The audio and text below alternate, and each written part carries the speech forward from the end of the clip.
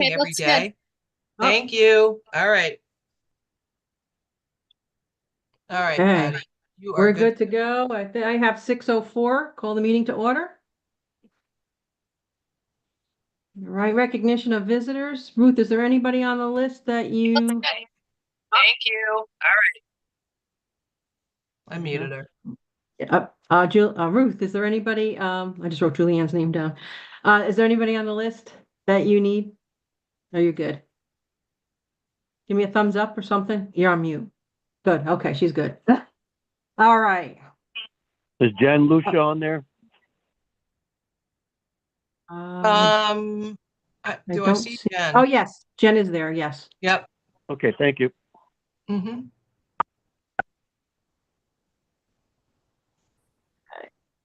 All right. Approval of agenda. I need a motion to approve the agenda. Actually, is there anything to add or delete to the agenda? Let's start there first. Anybody? Okay. Need a motion to approve the agenda? Washington County will make a motion to approve the agenda as written. Lamoille will second. Thank you, Memorial. All in favor, say aye. Aye. Anybody opposed, say nay. Okay, we got through that. All right, secretary's report. Everybody should have a copy of that as well. Are there any questions on the secretary's report? Essex County make a motion to accept. Windsor County second it. I just want to say, Ruth's been doing it the last couple months. Tina had done it in the office for a while, and Ruth's taken it over. So we do appreciate that, Ruth. All those in favor? Aye. Aye. Anybody opposed? All right, we're good there. Cindy's gonna cover the treasurer's report. It was, she sent it out in an email. It was at the very bottom of the TMA. Stuff was above it on the same email because Stephen Conte is not at tonight's meeting. So we'll. Sorry, I'm sharing my screen. I know. There we go. All right. So yeah, I sent it out in an email, but basically membership revenue. Now keep in mind, this was as January 30th, so it's gone up from here. But currently active income, 506 to 506 297, and budgets for 457 148, an increase of 49,000 plus in the budget. Actual income to date 500,224, which is the actual increase of 6,073. Now again, that's as of the end of January. So we've actually gone up from there, which I will show you when we get to the TMA reports.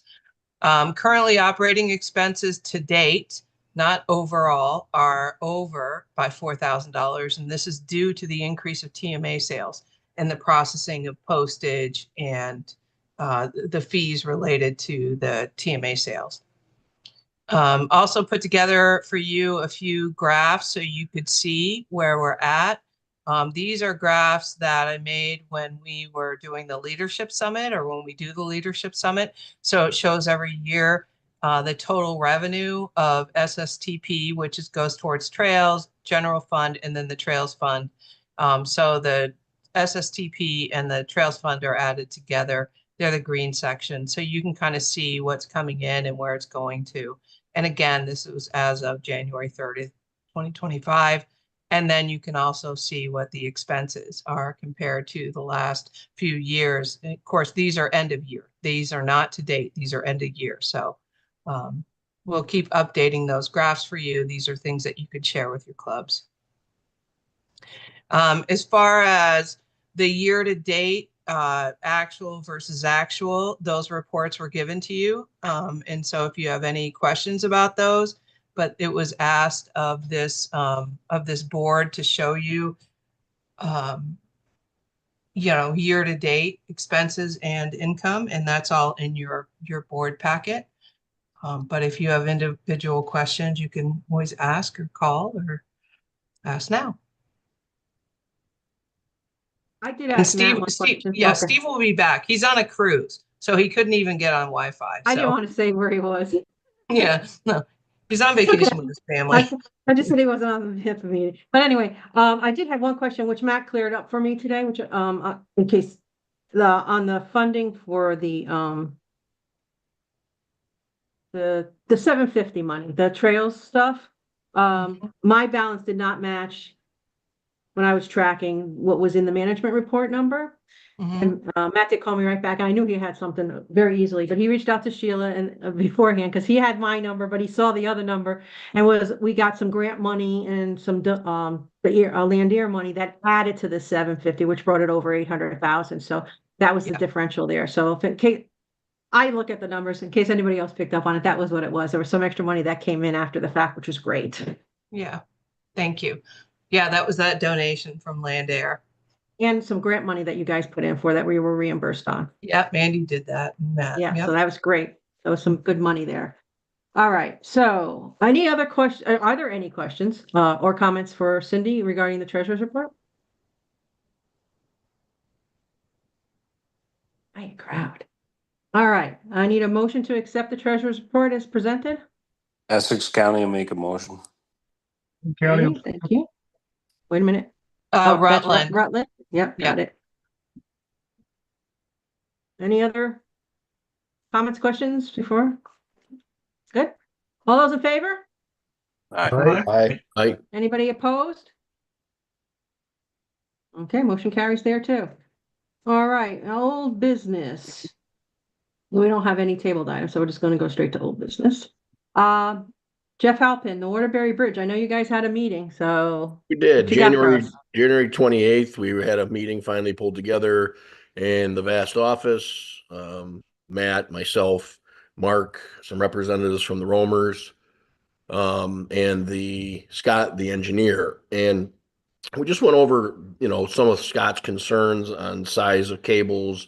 I had some questions on engineering size of cables. He heard basically my concerns on what our cable size was. There was some discrepancy in the cable size. He is working on kind of not really a report, but more information on the new information that I brought to him. And he's actually going to take it like one step further to see if the cable size is too small that's existing, what the cable size would be to make it correct. And kind of then from there, we could figure out cost of rebuilding if the towers are tall enough and what size cables would work. The other side of that is what we've decided to do is reach out to a couple major companies, construction companies, to get some pricing on decommissioning the bridge, which would mean taking it down. And so we have reached out to two companies as of last week. I got some emails out to them and I'm just waiting for them to get back to us. I'm also pulling together some pictures, which I have to get together with Nathan from the Roamers to get some better pictures. But what we're thinking is to get the decommission numbers in as far as what it would cost us to say it's no good and tear it out, take it out because of the liability to the bridge. And the other side of that is that gives us some kind of avenue to look at on cost of when we start thinking, well, we could buy the cables and rebuild the bridge, and this is what it would cost on that side. So I think we need all those numbers for the board to actually make a decision on which way to head. So all that is in the works. I'm hoping, probably by the summit, we should have some real solid stuff put together was my goal. So that's where that's at. Any questions? I think it's great you're getting both sets of numbers so people can Yeah. make educational decisions when they go to vote. So it's good to see both. It's one thing to say no to rebuilding it and then, 2 months later you come back with a bill to deconstruct it. So that way it's all up front. That's it. They're gonna see if basically the towers are tall enough and what size cables we would need to make the math work. And then obviously there's quite a bit of lumber and labor and all that. So we will have to pull, some rough numbers together on all that. But if, taking it out is, we don't know where to start. If taking it out Yeah. is $100,000 and rebuilding it's 150, obviously we probably know the answer. If taking it out is $250,000, which is some of the numbers that's been thrown around, and rebuilding it is $100,000 less than that, then at least it's information the board can make some Right. decisions on. People can make, educated decisions. Dustin, you have your hand up, hon. You gotta unmute though. There you Hey, go. Jeff, who were the two companies that you reached out to for pricing? Well, let me pull up my emails. One was out of St. Johnsbury, and it was a crane company. My emails here. and the other one was Kingsbury's here in Waitsfield. And there's 3 people working on that engineering, as far as taking it out. So, Okay. And then did you guys, or did somebody come up with an RFP for that project for the decommissioning, or did somebody just meet them on site together or well, separately, we've or had, how did that work? at this point, we've had several meetings on site over the years, and we've had the most fresh meeting was this past summer. And well, this past fall, I guess it was. And we went over it, took some good pictures, some good measurements. The new engineers, instead of DeWolf, we went with another engineer to get a second opinion. And they had some really good feedback until they got back and actually did some of the math. And it's a little short on the loads that they would like to see to sign off on what we have existing.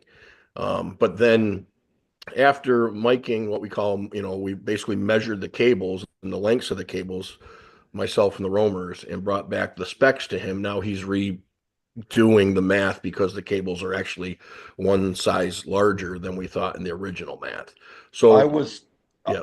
I was more talking about the decommissioning of it for the pricing on that for the 2 contractors. Like, did you guys come up with an RFP for them, We or? really, right now, what we're going to do is we're working on that now. I've basically reached out to them to get the right people in on the email chains, and then it'll come down to, basically, I think it's going to be 2 phases for that. And basically what that'll be is taking out everything, even the uprights, and leaving the abutments, and Yep. then probably talking to Army Corps and seeing if they're okay with the abutments staying in place. Obviously, if the abutments have to come out and we have to rebuild the shoreline where the abutments are, then we're talking a major increase in the price. So it's really, Yeah. that's going to be up to Army Corps. So Army Corps is really going to make that decision for us on how far we have to go to call it a decommission. And so that's, I'm just preliminary reaching out to them. And then I think what we should do for the, phase 1 is probably taking everything down but the abutments. And then phase 2 on that pricing wise would be also removing and refurbishing the riverbanks. And I expect that to get rather pricey on that end of it. My knowledge is basically those riverbanks are just being rip wrapped in some places, and I don't know what the difference is in the concrete there is just going to really help hold the bank together. So I'm Yeah, kind of I'd Army have a Corps. hard time believing that the Corps is going to want to pull those abutments that are That's what I there mean. I think we're going to actually helping to weaken hold the bank. right. We'll weaken the banks if we do that, I think. But obviously they're Army Corps and I'm not. So Okay, we got another question. Dustin, are you good, Dustin? So, I am good, thank you. okay, Mark? It wasn't a question. I was just gonna respond to Dustin asking about the RFPs. Not at that point.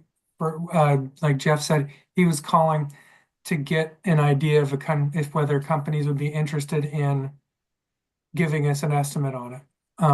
So it's not at the point of doing an RFP or anything like that. I mean, I guess it's a RFI, request for information. I would be closest to it, but it's really an informal thing. Wouldn't you say that, Jeff? yes, I would say that at that point, I'm hoping to grow into the RFP, but with that RFP in mind, I'm hoping to get a group put together with more knowledge than I have on just cables. So what we'd like to do is maybe have the Army Corps sit in, have some meetings with a representative from Army Corps, maybe from the state also, and the contractors to see whatever, just get all the right personnel on this, and let's talk about what needs to be done, and so we can get an accurate price. Are there any more questions for Jeff? It sounds like they're moving along, at least to be able to get some information to share with everybody. And I think once you have that information, then we can determine next step, RFPs or whatever needs to happen. But anybody else have a question for Jeff? Okay, thanks, Jeff, for the update. Financial resolution, that's gonna be in the April committee meeting, so they'll be addressing that in April. So I asked Stephen if I can give that update. He said yes. Mandy, Cindy, or Matt, map gears and the GPS units updates. What's going on? The same as what was going on. A lot of them are not working well. Quite a few of them are working, they're just not working well, where they're not getting enough points to get accurate mileage. So clubs are submitting log sheets, and we are looking at some different options. Actually, I have a meeting tomorrow with a company to look at another option, but yeah, I don't know. Kind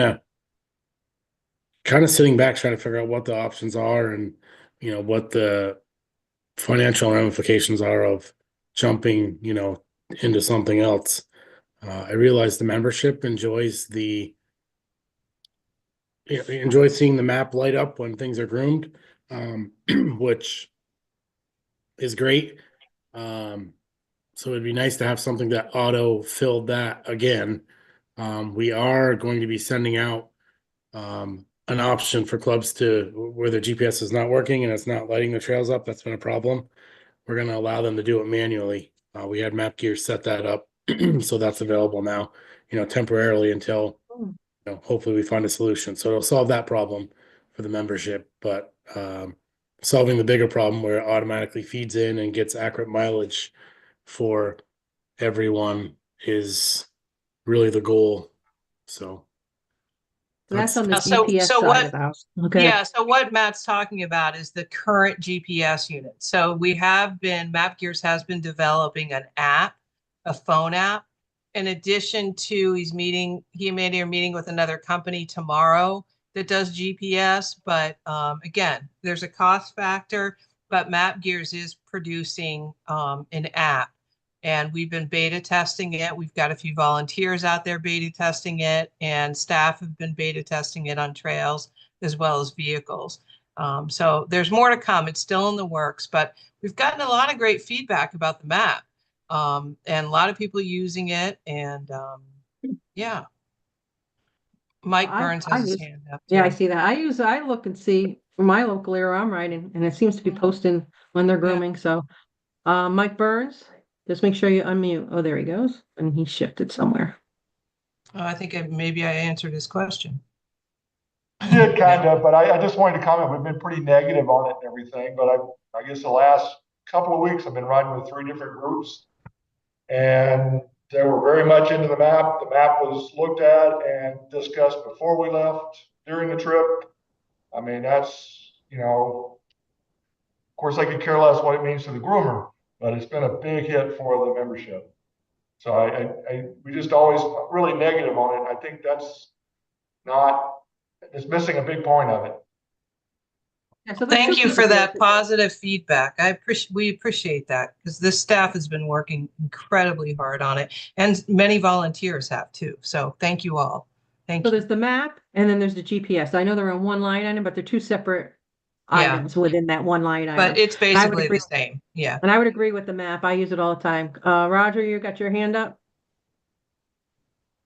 Hey, so I really enjoy the map. I've been using it a lot the last few days going around Vermont. I think it's been great. I don't have any issues with it. My concern with the GPS and the mileage tracking, specifically using an app on a phone, is that, I mean, I haven't heard the details on how we're going to implement this, but I'm assuming you're going to have the groomer operators use their phone to track the mileage while they're grooming. Which I'm really not in support of. I don't think that we should be having operators use their own personal phone to do club or vast work. So for us as a club, that means we're going to have to buy a phone with a data plan or something for 3 groomers, and it's just, I don't know. It seems a little wonky to me. It seems like a band-aid. So I would prefer to go with the GPS solution if we can find something that works. But maybe the plan is different. I've been kind of kept in the dark as far as what this phone app encompasses, but it does concern me having my operators use their personal phone. And it's going to have to be plugged in constantly because the GPS tracking is going to kill the battery. And obviously we have chargers in the groomers, but I think it's wear and tear on somebody's personal phone that is unnecessary for club business. That's my feeling on that.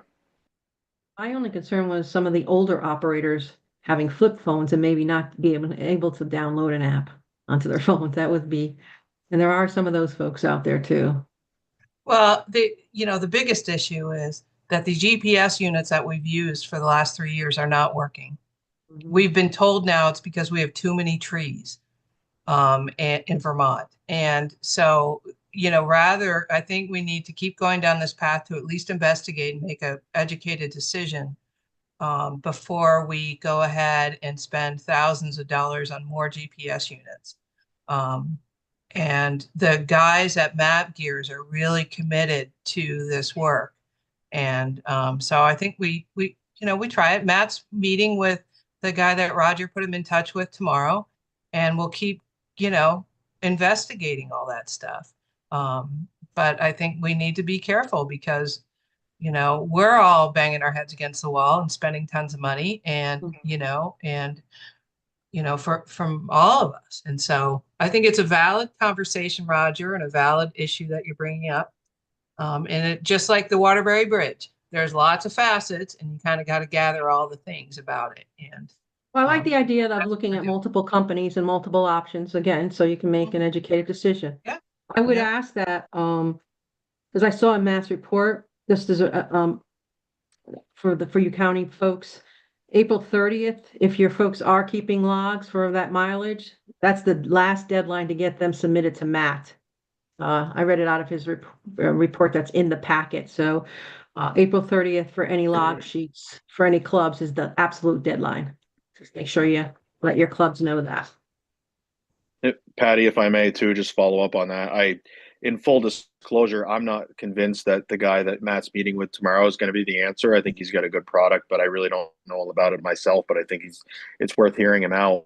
There's got to be other people that have concerns about groomer operators using, their phones. I can't imagine we're the only ones. And if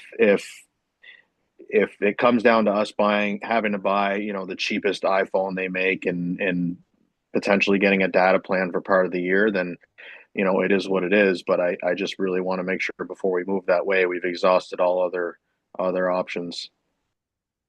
I think options are always good. Then you can make sound decisions. We actually have a data plan that we use for our trucks and stuff, and it's just an app that Otis has. And Otis has a plan that it's just data, no voice. And you just click on the app and it's basically GPSing, but it's been pretty tried and true with the vehicles all over the Northeast.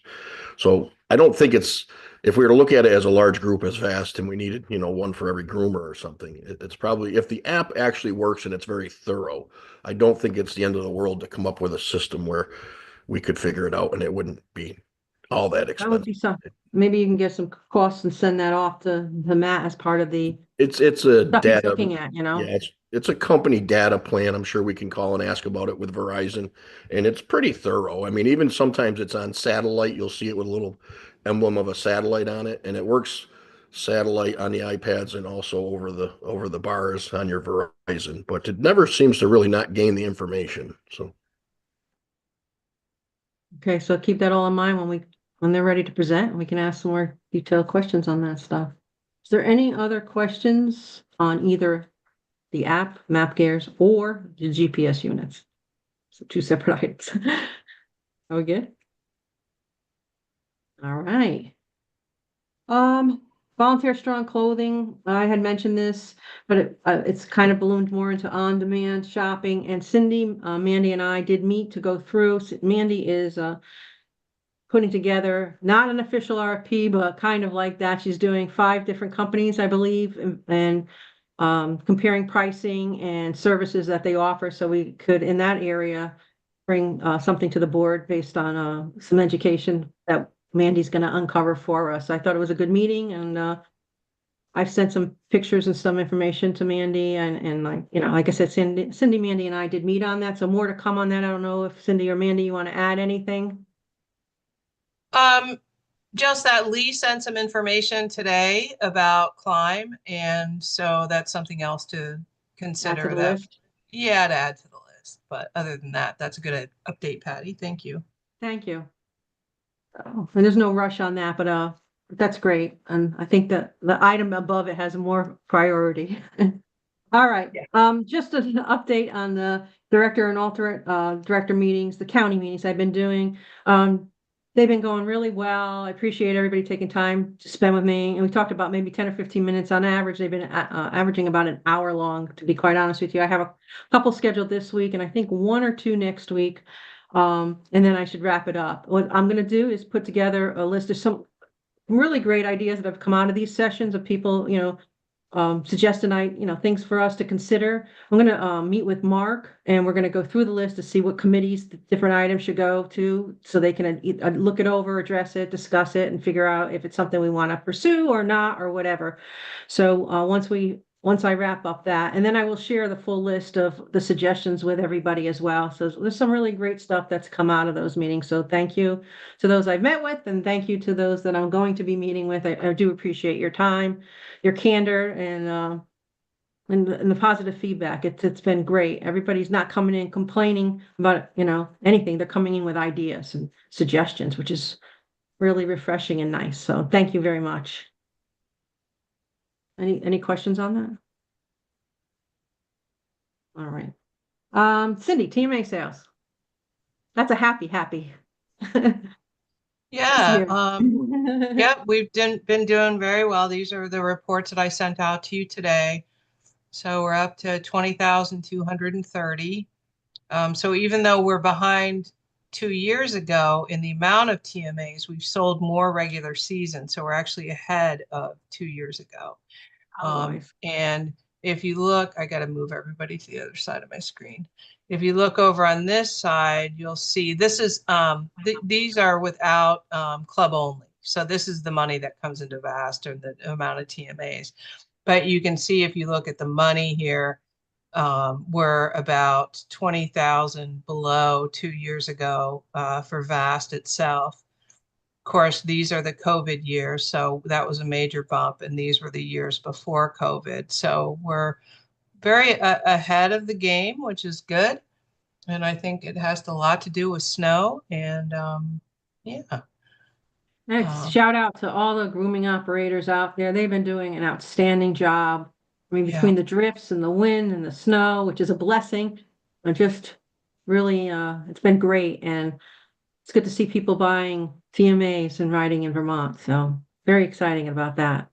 Yeah, and like we said, we talked about grooming and stuff like that. Well, the groomers are out more, so it's going to cost us more, but people are buying regular season. So, and we've had a lot. I mean, we did, I think, 354 just this weekend of full season TMAs. So it's really, and law enforcement has definitely been out, and they're on it, and they're, making sure people are legal, and we've got more law enforcement this year than we've had before. So, yeah.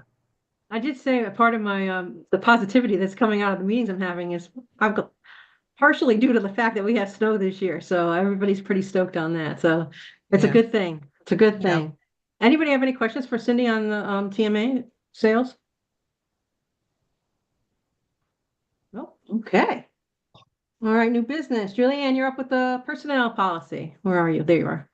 Yeah, so we did finally get it documented, and I think everybody had a chance to look at what was submitted. I have gone in since, Bonnie Holbrook had mentioned something about language, so I have changed the language to read ED evaluation survey summary.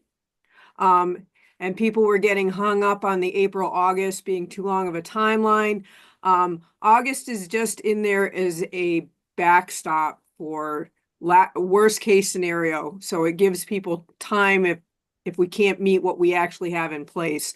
What we're looking for is April to get things rolling and get things finished up in June. That's the goal, and that's how we've written it. And there's been some questions about how to make it more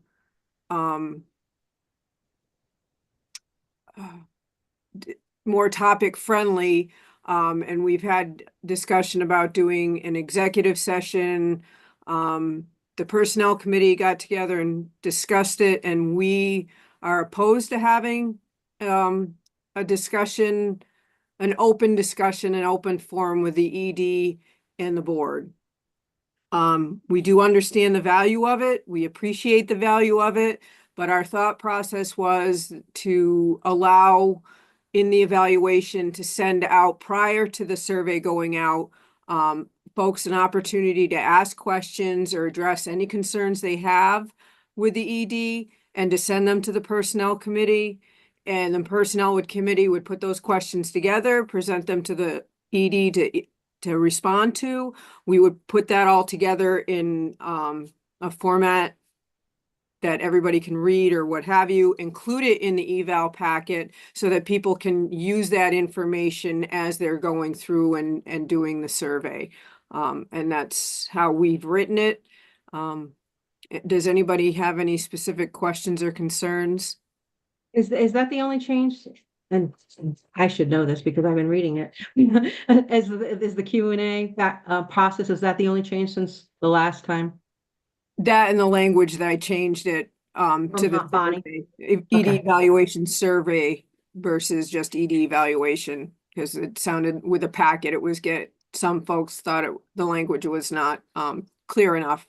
So I thought that might help. If not, let me know. But that's the only thing that's changed since the last draft that everybody got. Perfect. Okay, Jeff has his hand up first. Go for it, Mr. Jeff.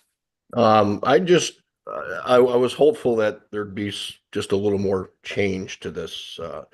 I just wanted to state that I understand the open forum could sound rough. Well, I think what most of us were thinking with an open executive session was to have a moderator that we could ask questions to and then have the moderator relay the questions. And so it wasn't like an open all for all kind of, we're every ED could be different. I understand we are in a good situation right now, but thinking forward to the future, you may have questions, you may have issues that need to be talked about. And I will say honestly, Julianne, last year I emailed back before the survey came out, and I felt like it fell on deaf ears. I emailed how I felt like there was some issues and we needed to meet and talk about it.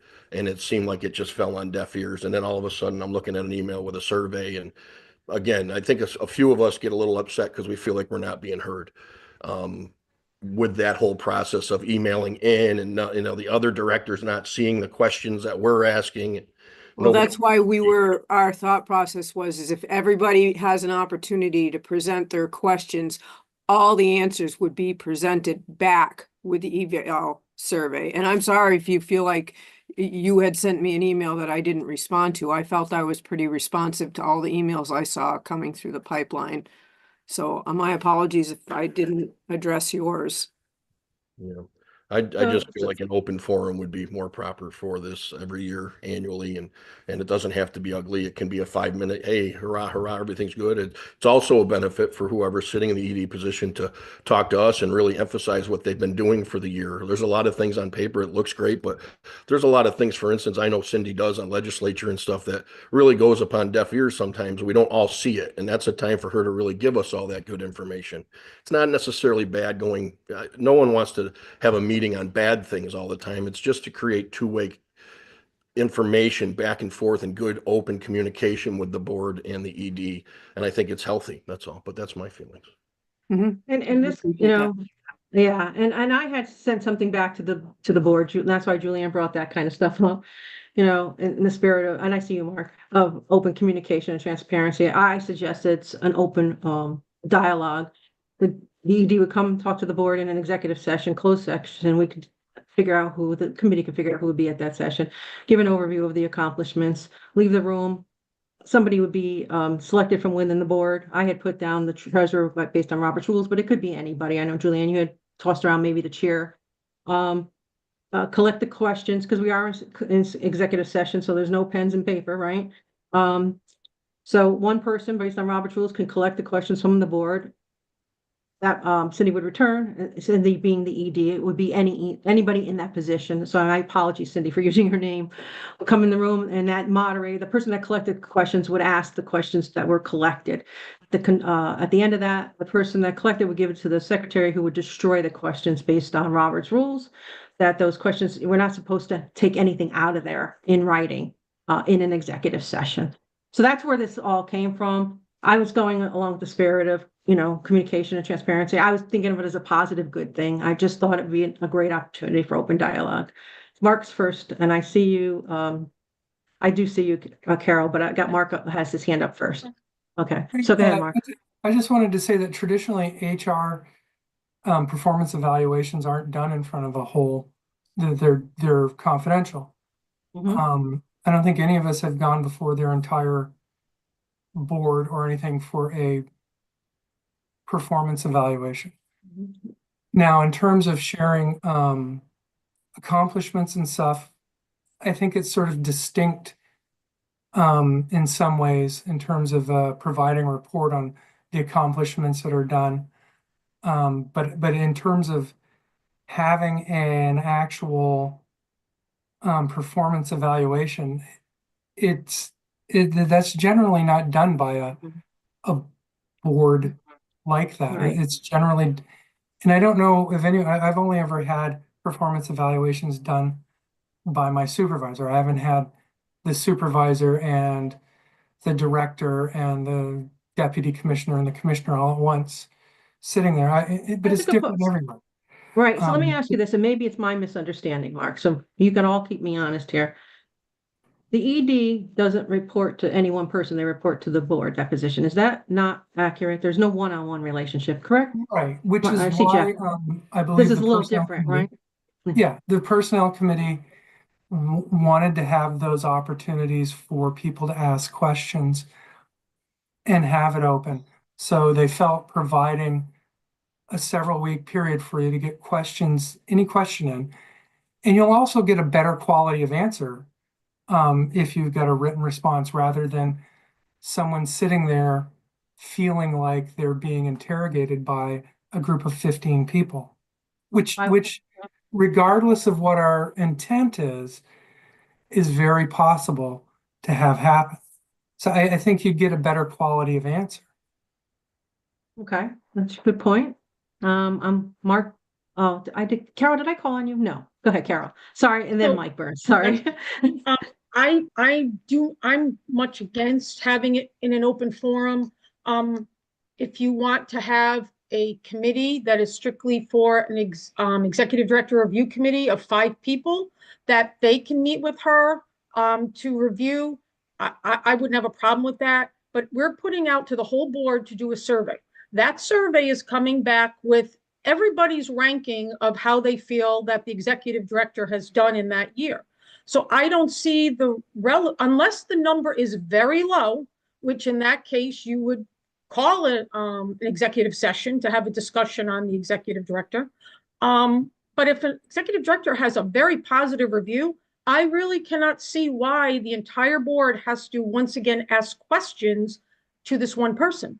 And it's not the review, that's just Carol. It's the accomplishment overview, not the review. The review is done, just like You know you what? said, by We all by the know what committee. she's done though, or they've done. We all have witnessed it the whole year. I don't want to really keep saying she because it's know, any I did the same executive thing earlier. director. And so you got to think broadly. But at the end of the day, that person has been reviewed, questions have been asked. And let's be honest, if there's been any issues throughout the year, this group asks. I mean, for one particular day, I don't see the relevance. That's me.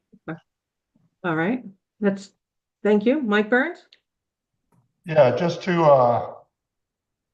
I'm against the group too. I have been in an organization that did that, both up and down. Now it's a little different, you were also reviewing your boss that reviewed you, and so it's a little bit different, but it was bad.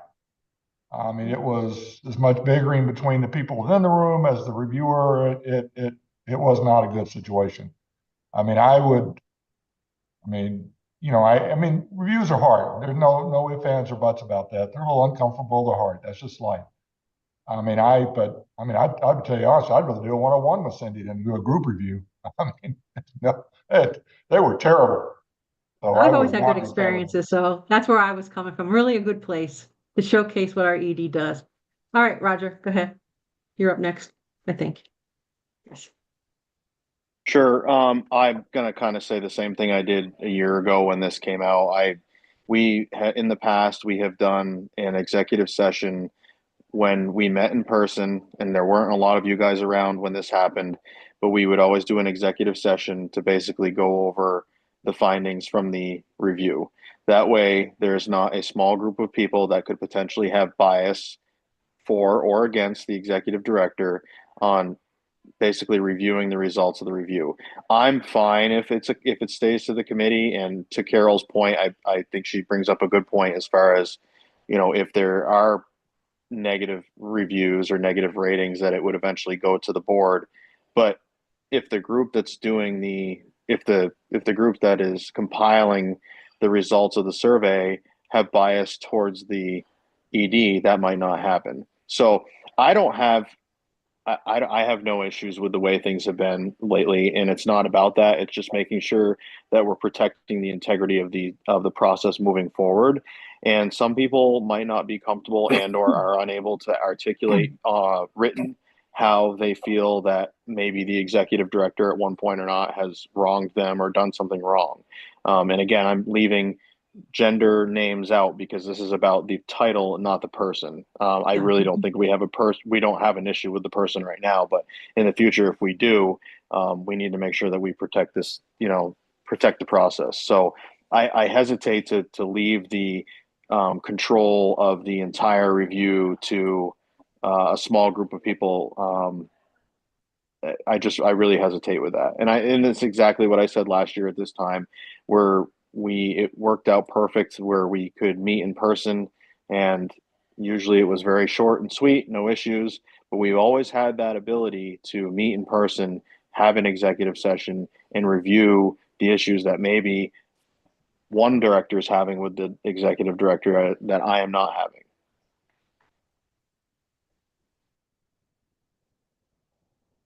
Thank you, Roger. Anybody else have any questions or for Julianne or comments for the committee?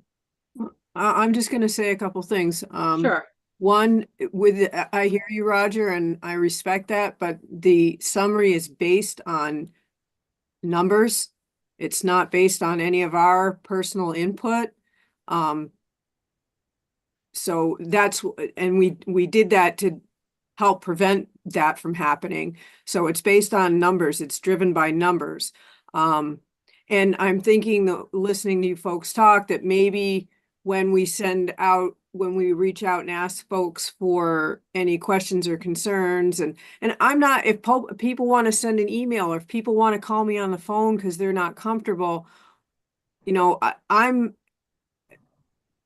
I want this to be open and transparent, but I do not want to put someone in an uncomfortable situation. And you can call it what you want to call it, but when you put one person in front of a group of people, that is not a comfortable situation.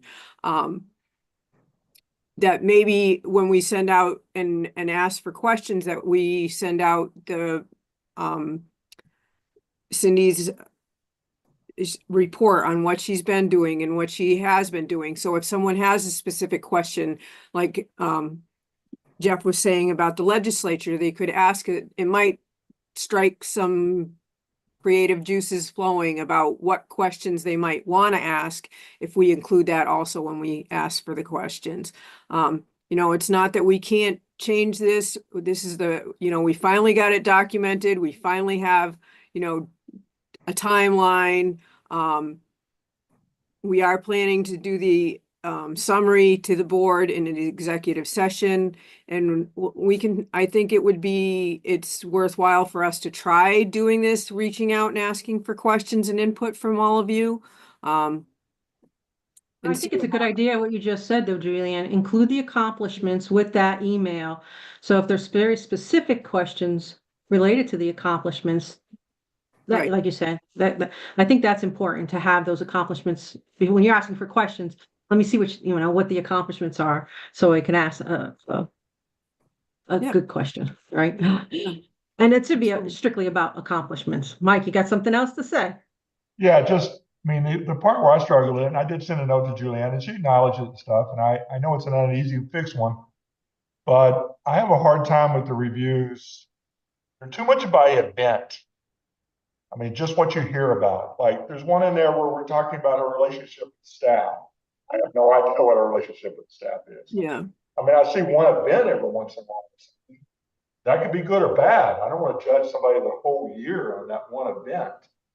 So I really struggle if we don't really have metrics in place that, it becomes popularity contest or something. I really struggle with that. And I'm used to, in a technical world, so I'm used to being things more cut and black or black and white. But still, I really struggle with, judging somebody on just a few events that I hear about throughout the year.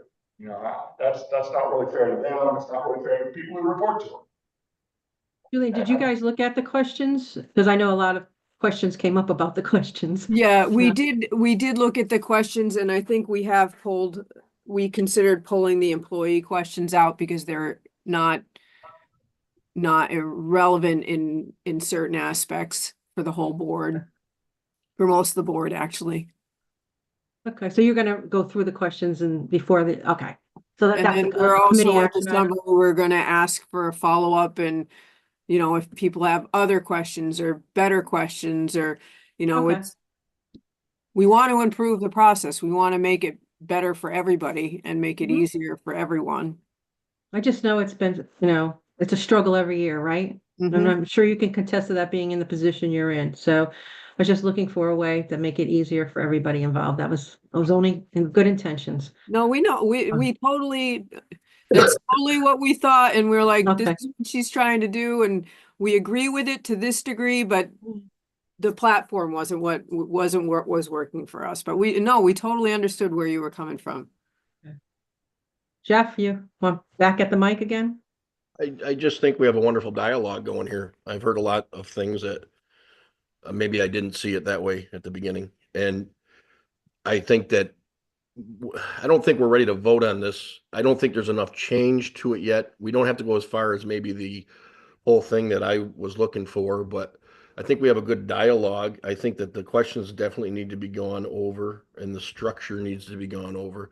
My question, I guess, would be, would it be possible every year we do a summit to actually at the summit have the survey maybe part of the early part of the summit where we could separate or whatever and just do our surveys and then maybe if it's needed, we could actually call for a little meeting just amongst the, if there is an issue, if it's not, and we just all say, hey, great job.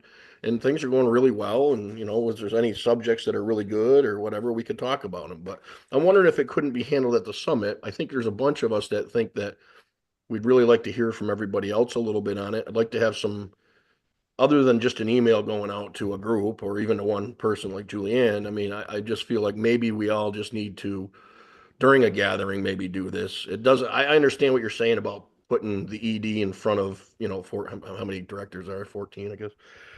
That's not really fair. That's why we were thinking maybe have executive where the ED would be out of the room and we could ask questions and then you had that one person to deliver the questions. But I totally understand where you're coming from with it. I don't know what the right answer is, but we have a good dialogue going. So I guess my question is could we take this to the summit this year, talk about it a little bit more, fine tune it? I think we're all willing to give and take. I think we can come up with something really special. And then maybe do the evaluations there possibly and move on from there. That would just be my question. So I'm going to defer to Mark because he has the agenda for the summit first. Yeah, well, see, I think that's difficult to do it at the summit. Because if we really want to have that day be productive, that's another when we've reduced it down to one day. That's another big thing, and that one likely could take longer than what we would expect. We could get it. It may not, but it could. And I know that executive sessions need to take place in person because my cat could be listening right now. He's sleeping, but he could be listening. And that's really the only time every year, Mark, that we actually really all of us get together. We try. I mean, I know it didn't work last year with the storm, but generally speaking, on an average year, that's about the only time annually we all get together, all of us, But I would say that if it's important, then maybe it shouldn't be the only time we get together. You know what I'm saying? We Is used to that get together every month. right? In what I would say is, as Julianne said, that there's the opportunity, or Roger had said that we had always met to go over the survey results.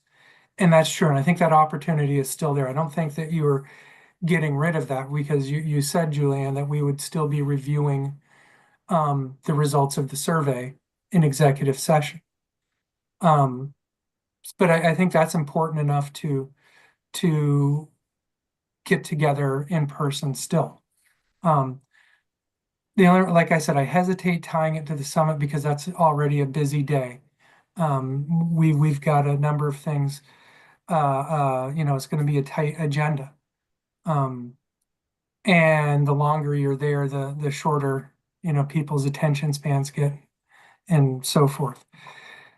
I don't have a problem doing that after the survey and we go over and we get into a review process, but a little bit nervous about doing it at the summit just because of all we do there. Okay, Jeff, Can you I had just your hand add up. something? I know Jeff wants to talk, but I can't raise my hand because I'm host. I already tried. I would just like to say that doing it at the summit and getting into groups to talk about it is still kind of a gang mentality. What you're trying to get away from is individuals influencing others. And so if all the questions that are asked of the personnel committee, which are appointed because of their background in HR, these are HR professionals. They're best, they're there because they're looking out for VAST. They're not out there, they're not looking out for me. They have experience in HR. And so I think that getting together and sitting down and get groups and writing out your thing, and you can influence each other, and it should be an individual thing. And the other thing I want to say is that my door is always open. So if anybody ever has a question or a concern, especially with my performance, they shouldn't wait until the review. They should get a hold of Julianne immediately, or Patty as president, somebody. But anyway, that's my thought in it is we're trying to get away from, I've worked for associations for 40 years, and I have never seen an evaluation where the whole board is involved like that. It's always a committee. And this is why you guys have a personnel committee. And that's all I want to say. And Jeff, do you have anything different to add? Because I'd like to move forward, so I'll give you the floor. Go ahead. I just Did you hear me? want to Okay. say that Cindy, the ED provides a report every month on accomplishments. If there's questions, as Cindy just said, her door's open. You've got other avenues to ask those questions. We're drawing this process out. It's actually starting to get a little ridiculous, but it's a fairly simple process that needs to be accomplished. I like the idea of the questions up front, and everybody seeing the questions and the answers supplied. But we're getting to the point where we need to make a decision and follow through with it. Thank you. And I think it was a good discussion. It's been 5 years I've been on the board. It's been a topic of heat every year. So I think it's good for us to all talk about it. So is there anything else for Julianne that anybody has before we move ahead with this? I'd like to echo Jeff Halpin's comment. This has been a good discussion, and I appreciate the respectfulness in which it's occurred. I agree. So I do agree. All right. So, Julianne, are you looking for a motion and a vote on this tonight? I was, Okay. but So I didn't want to call it if you weren't looking for it, so I just want to make sure. So, does anybody like to make a motion on the personnel policy as presented with the addition that Julianne mentioned? With the date? Well, no, the package, right? yeah, just the name, but I'm also going to include what we talked about, the Cindy's report to be included with the questions. There's the motion. Does anybody like to make that? Chittenden County would move. Where is that? Chittenden? Yeah. Okay. I need a second. Lamoille will second. Well, any further conversation that hasn't been discussed? Okay, all those in favor say aye. Aye. Anybody opposed? Motion carries. Here we go. All Thank right. you. All right, Windsor County, Doug, I'm hoping you spoke with Stan and you're ready to talk about the $25 promotional weekend. If you have not, let me know and we'll put it on next month's agenda because it's no rush. It's a year away. Can I just apologize? My cat's going nuts. I gotta go feed her. I can hear you guys and I'm just gonna turn my video off, but I'll be right back. Okay. Doug? Yes. Hey, Patty, thanks. Yes, I spoken with Stan about the county meeting we had recently there, and one of the things that the county, some of the membership brought up was seeing if anybody else is on board with possibly looking into moving the $25 weekend from January to sometime in mid-February or so. Something that we could talk about different dates, but it just seems like to some of the county membership that we don't get the participation because, and a lot of that we seem to think has to do with the lack of snow we seem to have in January. I don't know if there's anything else, any more than that, Patty, that they discussed, because I wasn't there, but that's what we talked about. If anybody else has any opinion or anything to say. Well, Mark has his hand up, so I'm assuming he has something to say. I just, the numbers we got here this year was that it doubled. Oh, I don't think it's a lack of, but there was only a couple of clubs because majority of the state was closed. But the overall number doubled, right? I was just, I know It's Cindy's not right here, but Yeah. that was the So Doug wasn't at the understanding I got. meeting. The general consensus was it'd be nice if all of us had the ability to take advantage of being selected as a club because we had our trails open. When our trails closed, nobody's gonna select us as the club because they can't ride in our area because we don't get snow in January. So that was the discussion. Cindy. Yeah, feedback. just historically, you are correct. It's not always all around the state because of snow, and it's changed over the years. We did double this year, but the idea behind when we used to do the reciprocal weekend or now the $25 weekend was to get people interested in coming to Vermont and then hopefully buying a full season TMA the same year or the next year. Now we are running those numbers and we'll continue to, and we'll report back to you after the season is over to see what the turnover has been. Beth is on the back end of the database building some different reports for us so we can look at the last few years. But that's traditionally why we've done it earlier is because it was an enticement for people to come. It wasn't necessarily as a boost to individual clubs. And traditionally it was a free weekend because it was reciprocal. So clubs didn't see any extra revenue, only since we turned it into the $25 weekend. That's just the history of it. So maybe for Doug, if you could take that back to Windsor County, maybe Cindy, we discussed this in a summer meeting once you have that data from Beth. So you can see it, what that turnover is. Maybe that makes more sense. Yeah, and what we'll also look at is what the other states and provinces have done this winter. Like they all have to turn in reports in the spring to IASA and USA. And so we'll have all that reporting, to you to see, increases in different states and all that, and where people are coming from. And in Quebec, Doug, are you good with free weekend, didn't they? Who? Quebec. Yeah, I think they got rid of their free weekend, but New York just started 2 weekends, but it's only free for people that live outside of New York. And if you're on Facebook and you've seen the storm that they've gotten from people that live in New York that are like, what about us? It hasn't been pretty. All different things, ways to think about it. But anyway, so. Doug, will that work for you to wait for the data and then revisit it at a future agenda? Because we have obviously plenty of time before next season. Yeah, that'd be good. Yeah. How did we pick the date? I mean, I remember talking about it when we came up with the $25, but did we just kind of throw a dart or? No, we didn't throw a dart. We checked with the other states and provinces to see when their weekend was, and we picked a different date because we all used to be on the same date because it was reciprocal. So then we decided we should be on a different date than Maine and New Hampshire. So we all kind of work around each other. And was it a 3-day weekend? Was it a holiday weekend this year or? No, not necessarily. It was it's always a Friday, Saturday, Sunday, and it was the first weekend, I think. Was it last weekend in January or first weekend in February? It was split because February 1st. But it's not a holiday weekend. Right. Yeah, I was just wondering if maybe it would behoove us to look at a like President's Day weekend or something like that. I mean, I don't know if it'll hurt us or help us. It might help us with the count. Well, let's wait and see. Beth is gonna run the report, you said, Cindy. You're gonna look at the other state dates. Well, we can revisit this in the summer. I'll put it under old business, just so we have it there for Windsor County. And once we have all that data, we can talk about it as a group. Yeah, good, good idea. That makes sense to me. Anybody else have a comment? All right. Cindy, Transportation Agency, the vast presentation. Cindy did I don't know if anybody looked at it. I know Mandy posted it to the vast Facebook page, and I sent stuff out on it.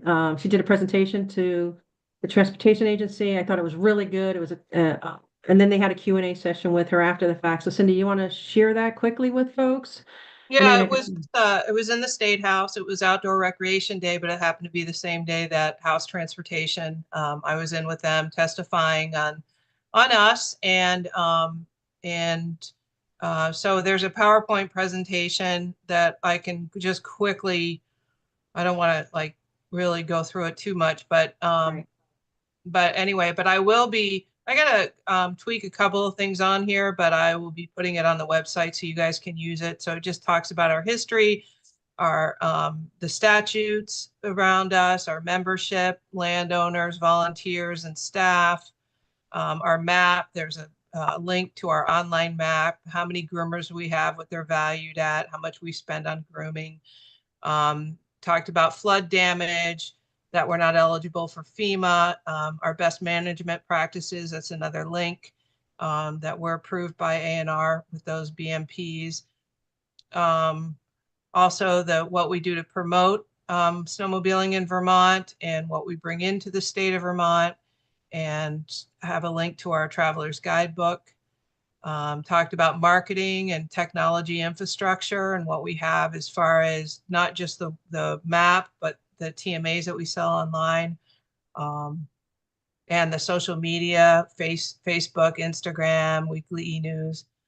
Talked about annual budgets and income and expenses, and just explained to them about our three major budgets: general fund, trails fund, statewide snowmobile trails program, SSTP, and where that comes from and where it goes.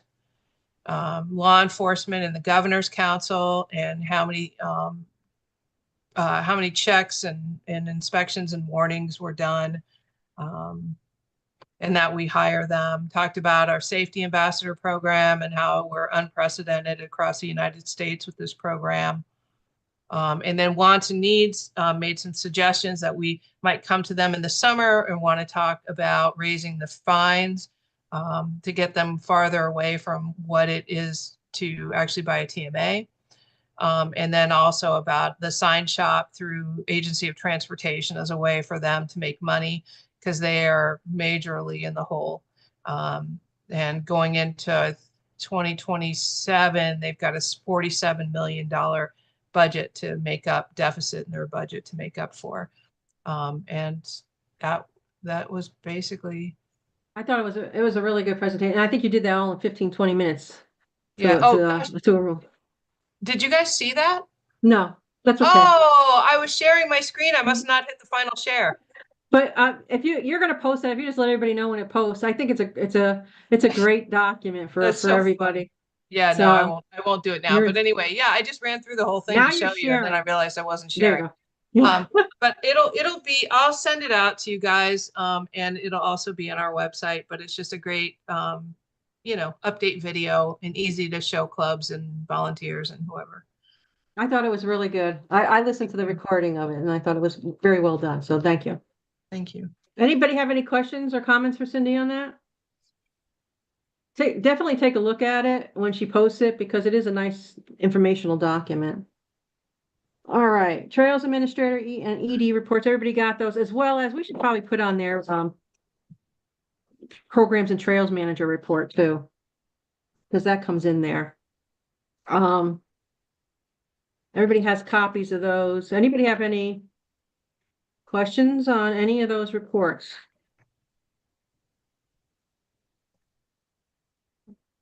Cindy, I saw one, recreational trails program. You've been asked to be on a committee again for the second time this year. Is that like state? How is that? Yeah, so it's the RTP, the Recreational Trails Program, which is federal money, and it comes through the Forest Parks and Recreation. And we actually apply as VAST. We apply every year for a few grants. They use our grooming as one of their biggest match for motorized. And this is the second year that I'm on the ranking committee. So I'm actually on I have about 15 to 16 uh, uh, grant requests to review and rank. Obviously not vast, they don't do that, but I do have some that have a little bit of snowmobiling on it. So I've got some questions. Mark, I'm going to reach out to you tomorrow about Berlin, the city of Berlin, because I'm reviewing that one. But it's really great. It's great experience. And I'm sharing all this with Mandy as well, because Mandy was the one who filled out our RTP grants this year, and Matt's done that in the past. Matt's also been on this ranking committee in the past. Anyway, it's good experience, and it's looking at all different kinds of trail projects around the state. Excellent. I was happy to see that. That was nice. Matt's report, that April 30th date is under the GPS fleet tracking about the log sheets, if you need to refer to where that is for your clubs. Patty, Mike Burns has his hand up. Oh, he did. Now it's down. Yeah. I was just kind of on your RTPs and stuff. I was just curious. Are we still pretty confident in all the Fed grant money coming through and everything? No, no one is. It's all up in the air, but we're just moving forward like it's still going to be there. And every agency is doing the same. I've been watching them in the legislature because there's huge federal grants for transportation and everything. And I just wondered if part of our summit shouldn't be a plan B. What do we do? Yeah, I mean, it doesn't make up a lot of our budget, where for other agencies, like human services and stuff, it really makes up their budgets. But Mark, go ahead. Where it could impact though is the stuff that in the national forest, especially, that is, is an in and out for us, but it's still part of our, if there's no in, that means there's going to be no out. Right. So that means that projects won't get done in like the national forest and stuff like that. It'll also could impact clubs that have gone through the Northern Borders Regional development for groomer grants and things like that. All of that has the possibility of being impacted. Yeah, our Department of Ag. But we're just waiting to hear. Yeah, Justin's got his hand up. Yep. So, sorry, this is for Mandy or Matt. How many clubs are you guys seeing that are actually submitting log sheets now and not just relying on the GPS units?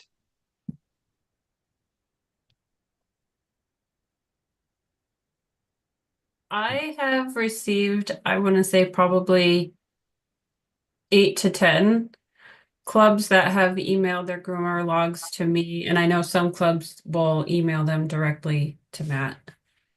Okay, so most, as of right now anyways, it seems that definitely most of them are still just relying on the GPS units. Or they're waiting till April 30th. Either way, we've really asked and have mentioned it to clubs when they call to definitely keep track of their groomer logs. I know a lot of clubs have mentioned that that was part of their internal process, was keeping the groomer logs. So we have asked them to do that, and also asked for it to be weekly. So hopefully Tina put a comment in there that says she's also receiving them in mail, US mail. So she put a comment on here. Yeah. Oh, I'm sorry okay. I cut you off, Mandy. You all set, Mandy? Yep. Thank you. If anyone's relying on the GPS, they're going to be really short mileage. Yes, for sure. I mean, at least I know that my clubs are, it's 25-30% short is where you come in at on mileage compared to the GPS. So that's why I was wondering how many clubs are actually sending in logs. I know I sent in a bunch at one point and then I totally spaced and I haven't sent them in, and I'm gonna do that tomorrow, but I was just wondering. Yeah.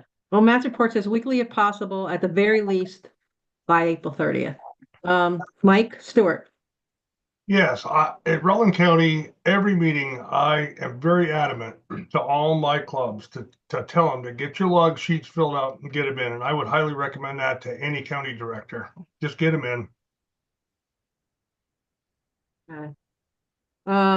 The other thing on Matt's report was about New York, Vermont, Mass, and New Hampshire are all using map gears. So they're talking about getting together almost like a user group to discuss moving forward with enhancements and stuff to that app. So I thought that was a very big plus, in case you didn't read it, to see that. And Mandy, I like the theme throughout February. Now your increased focus on fines and writing legal and stuff. I like that you're doing that stuff. And so she's got that in the media section of her reports. I thought that was kind of nice. I think you've been doing a great job keeping the communication going from that perspective. Does there anybody have any other questions or comments from any of those reports? Mike Burns is back up. I was just thinking a little bit of what we just said here. I mean, it is a lot of the issue with the GPS, a difference between the GPS and the mileage, groomer documented mileage. I think it's a combination of the mileage and it's a usage. host Yeah. of issues. The mileages are way off. I mean, the A lot mileage of them between the don't GPS, work. well, the mileage between the GPS and groomers never going to match. No, I mean, but it shouldn't be off by 30%. I mean, that's way too I much. don't know. I don't know. It depends on the terrain and stuff. I mean, slip's going to be at least 15. Yeah, you can look at the data and see it doesn't even follow the trail. Not even Well, close. that's a different issue. Yeah, but I just didn't know if it's not taking enough points. It's just not pinging enough points for whatever reason, whether it's ice and snow buildup, trees. Okay, I just which is throwing the mileage off. That's why the mileage is off. But we've also, the batteries are dying in them quite a bit. If anyone parks them indoors, there's a lot of them that don't work for whatever reason. Like the clubs change batteries and keep fiddling around with them, and they still don't work, or they get moisture in them, and it's just one thing after another. It's very problematic. And the biggest problem though is they're just not taking enough points, and that's the biggest issue, I guess. Okay. All right, we're going to move on to committee reports. We're going to start with you, Mark Reeves. All right, so AORRG, as many of you remember last year, the RRG sponsored the chainsaw safety video set as part of the spring construction seminar, and for every club that participated, they received a chainsaw safety kit. I think it had a helmet and face mask, chaps and gloves. That was successful. Clubs, I even witnessed clubs using it myself. So this year, Matt and Mandy and I were talking. Well, they actually sort of came to me and said, "Hey, we need to keep this going." Matt will do a few adjustments and additions to the videos, but it's going to be largely the same. And so, how do we keep people? It's one of those things that you need to refresh every year. That's what the state wants us doing. So what we're thinking is, instead of doing like a kit for every club, we're thinking of having the RRG donate some really nice prizes and have clubs have an entry into a raffle for every member, every volunteer they have who sits through the course. And then there would be a raffle. In my mind, I picture of actually having the raffle at annual meeting, where a lot of clubs are represented and can take back their prizes, and it's something to get clubs there. There'd be some, like a pole saw, a couple nice chainsaws, some higher end prizes, as well as some lower things like safety glasses and stuff. We believe that the RRG would donate less money, but have a wide number of prizes, so that almost every club could be eligible for a prize. And again, the more volunteers that you have that take the course, for every volunteer from your club that checks, Berrytown Thunder Chickens, the Thunder Chickens would get an entry into the raffle. I would maybe, I don't know if decoupling is the word, decoupling it from the spring construction seminar only. I'd like to have it go on for a longer time so that volunteers have a longer opportunity to take the course. Chainsaw. And build some, chainsaw safety, and build some excitement about it. Again, it's something that we want to have as many people as possible who, even if you're only manning a spreadsheet for your club volunteering, it's still nice to know about chainsaw safety and have that awareness. So that's the plan we're looking at. And Mark, the RRG would be funding that. That would not be coming out of the VAST budget, RRG correct? would be funding that. Exactly. And we've already talked a little bit online, and Jeff and Jim Hill have chimed in on that. And Jim said he might even be able to get some donated prizes. We haven't set an exact budget or decided what gifts, but I wanted to run it by the board first so that you know that what we're thinking, that we want to continue the positive momentum we had from last year's sponsored gifts this year, and get people to take the course. And one of the things that I don't want is the same designated people taking the course over and over again. That's why I'd really like to expand that so that it gives an incentive for other members of clubs to take the course as well. So, and the RRG has to vote on this anyway too, right? yes, we've Yeah. talked about it. If the feedback was positive, that we would do an online vote, because our next quarterly meeting isn't until April. And we wanted to be able to start the planning process ahead of time so that we can start it with the spring construction seminar, and we would just keep this part going. I think it's a great idea. Anybody, he's looking for feedback, so any questions, concerns, anybody advice? else think it's a good idea, bad idea? Can I just add that please encourage your clubs to wear the PPE when they're taking pictures and putting them on Facebook? Yes. That's important to know. Anybody else regarding the idea Mark has? I think it's a great idea, and any kind of raffle you do is, as far as I'm concerned, a huge incentive. So I think it's a great idea. Okay. Anybody else? I think decoupling it from the spring construction is a great idea. Gives everybody access to it all the time. With a deadline for the raffle. Yep. Yep. Anybody else? Is anybody opposed to that idea? Okay, I think that's it, Mark. No, that is it. Thank you all.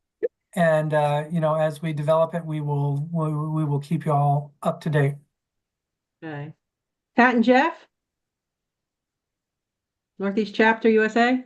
The USA, I did not make the meeting last month.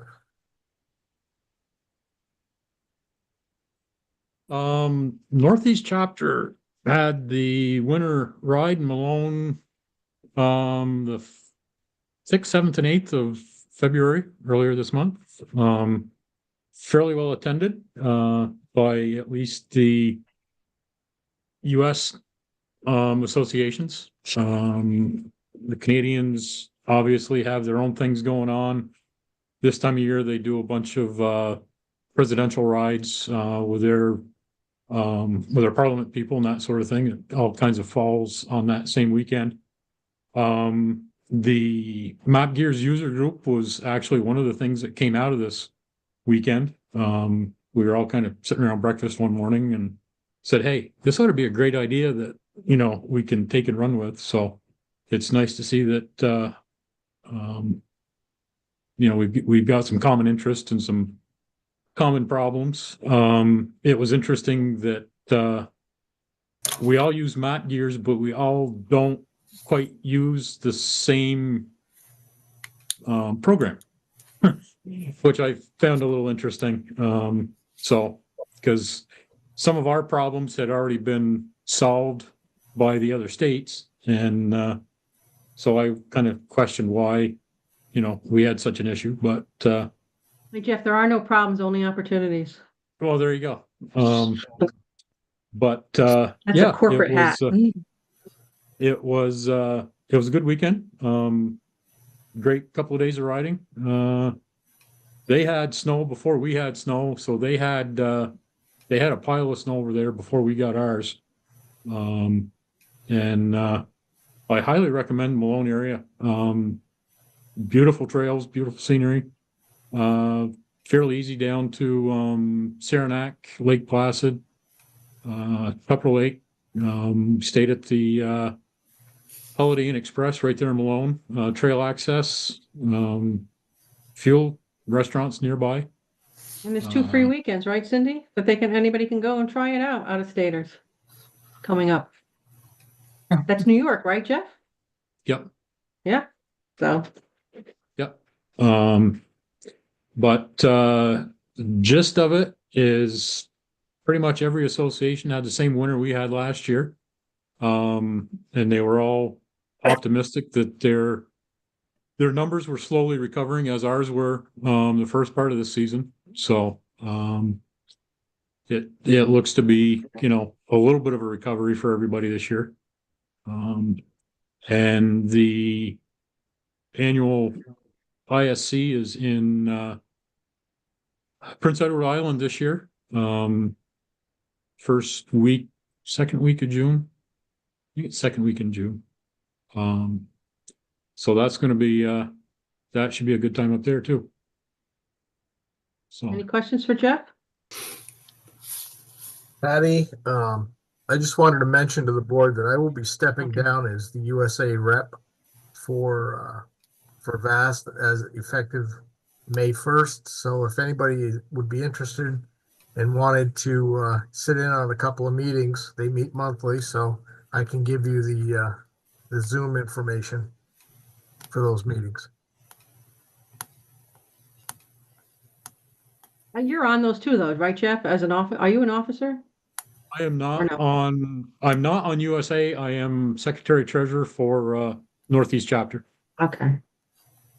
And we don't meet on a regular basis. We kind of do our midwinter ride and we meet at ISC. And then if there's anything pressing, we'll do something via Zoom. But USA is they're going to have a larger presence at ISC this year than what they've had in years past. Compliments of Prince Edward Island Snowmobile Association. And they're starting to get their foot in the door a little bit with a little more national recognition. They are, is it 13 member states, Pat? Something like that, yeah. And membership of those 13 states exceeds what the actual membership of ISC is. So they're definitely getting a little more attention. They have a great group of officers. Scott Jones, yes, from Colorado, yes, does quite a bit. Keeps his ear to the ground on a lot of the government affairs. Writes great communications when asked for letters of support and that sort of thing. So yeah, USA is definitely a great organization to be part of. So if anybody's interested in being the rep, Pat, you okay if they contact you to find out a little bit more about it? sure. Okay. And the webpage, so you can go check that out too. All right. Jim Hill, I saw you there. There you are. Yes, not much happening with the Snow Trails Conservancy right now. As Pat was saying, though, that he plans on stepping down as a trustee of the Conservancy on May 1st also. So the Conservancy is going to have a meeting and decide what they want to do about a replacement, another trustee. And thanks, Pat, for all you've done.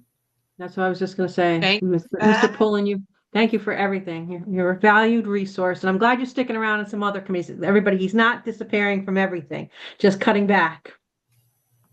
Thanks, Patty. Thank you. Don't you dare leave us.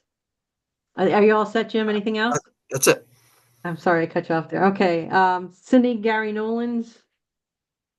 Nothing to report except law enforcement they've been out a lot. We have good snow this year, so they've been out, and they have been ticketing and doing lots of safety checks around the state. More midweek patrols, some evening patrols, so it's all good. I did get, I'm sorry. Go ahead, Mike. I did get checked in Franklin County and in Lamoille County. The only thing, I went back to the one in Franklin and talked to him a little bit. A couple of sleds went by, and one of them obviously had a can on it. Asking him why he didn't address that. Got kind of a roundabout answer, but he didn't address it. And while I was there, he had found somebody with hadn't done the safety, and he just told them they need to go get it. That's good feedback. Was that Franklin County Sheriff's? Yes. Yeah, thank you. I had a similar encounter with Game Warden Sergeant in Cambridge. He was actually on the section of dirt road between Fairfax and Cambridge that you got to ride down to get that direction. Chatted with him for probably 15 or 20 minutes. He said he's been doing some late night patrols, has picked up 3 or 4 guys, riding, as he calls it, naked. No TMA, no registration, no insurance. He said he wrote tickets for all of those, which I was impressed with. But yeah, it seems like, now that there's snow a little bit more, statewide, our law enforcement has definitely got a little more work for them cut out. So, but it was good to see that he was out and, kind of thinking a little bit out of the box and doing some evening and night patrols. Said he's got 2 of the guys, I guess, 10:30, 11 o'clock at night. So that's pretty good. All righty. Amber, I saw you peek around, so you're with Iva. There she is. I saw her peeking. I knew she was there somewhere. Hurry up, Amber. Go ahead. Awards. I just wanted to let everyone know that this Saturday is the deadline for the 2 $2,500 scholarships. So everyone has until this weekend to get it in. Saturday, March 1st is the deadline. The committee will be meeting next week to start talking about the plan going forward with the scholarships and going from there. Excellent. Now your busy season starts kicking in. I'm glad you turned your head a little bit, Ivor. I thought you were falling asleep. Yeah, I could be. I saw her peeking as she was waiting for her turn, He gets all nervous. Thanks. All right. Mark, anything on bylaws and policy? So we had been discussing via email the personnel policy that's been covered. So nothing other than that. Nothing else. Okay. Jen, I saw her here. Oh, there she is. Where? No. Annual meeting, Jen. She was here. I'm here. I'm here. Okay, got you down there. Okay. It's hard. It's like all these boxes. Anything new on the annual meeting? Yeah, so we have secured the Pocket Building at Addison County Field Days, and I have a contract that we'll be filling out at our county meeting next week. And then I'll be emailing it to, I'm assuming Cindy, I should email it to you to sign. Yeah, send it to me and Yep. any bills you have too. Yep. They are asking for a certificate of liability insurance. I believe Yep. I was just looking at it earlier. So they want that. So that's all set. And we've got a quote from one caterer, and I'm waiting for a quote from another one. And then we're going to vote on that at next week's meeting. And then the only other thing is we've planned a longer meeting in April, a potluck meeting. So everybody expects to stay for at least a couple hours to do more planning, but everybody's excited. I'm getting a lot of people saying they're happy to volunteer on Friday and Saturday. So Louis, are you Great. excited about a longer meeting? what? I was wondering if Louis was excited about a longer meeting. Well, I don't know if he'll be there, if he'll be in Vermont or in Florida. So I'm just kidding because he's always the first one to jump in to move to adjourn these. That's what he's known for. That's Well, right. thanks, Jen.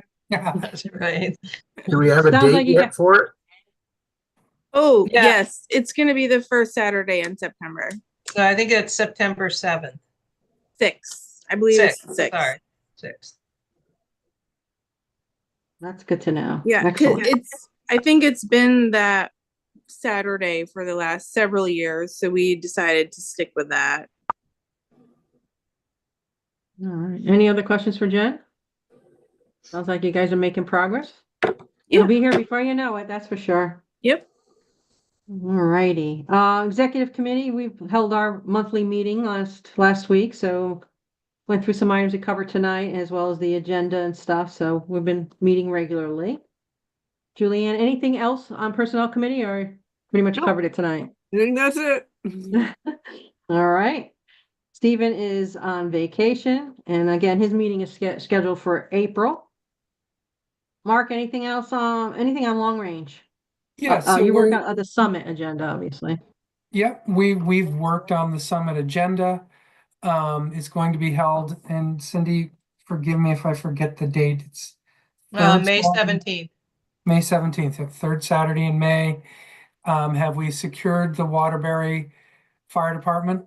Yeah, Tina's working on it. Okay, so the summit, the agenda we've put together, it's going to be split into a few different parts. We're going to start the morning talking about VAST in general, going over that about VAST document that Cindy created. We're going to move into talking about conflict of interest, give examples. We've also had a request to sort of review the differences between bylaws and policies. Then we're going to ask for a committee check-in from each of the committees.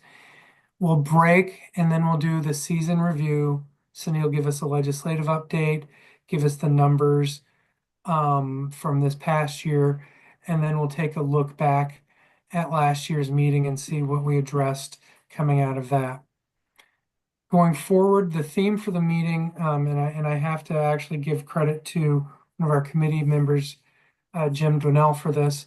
We're looking at organizational stabilization, and his sort of tagline was winning the margins.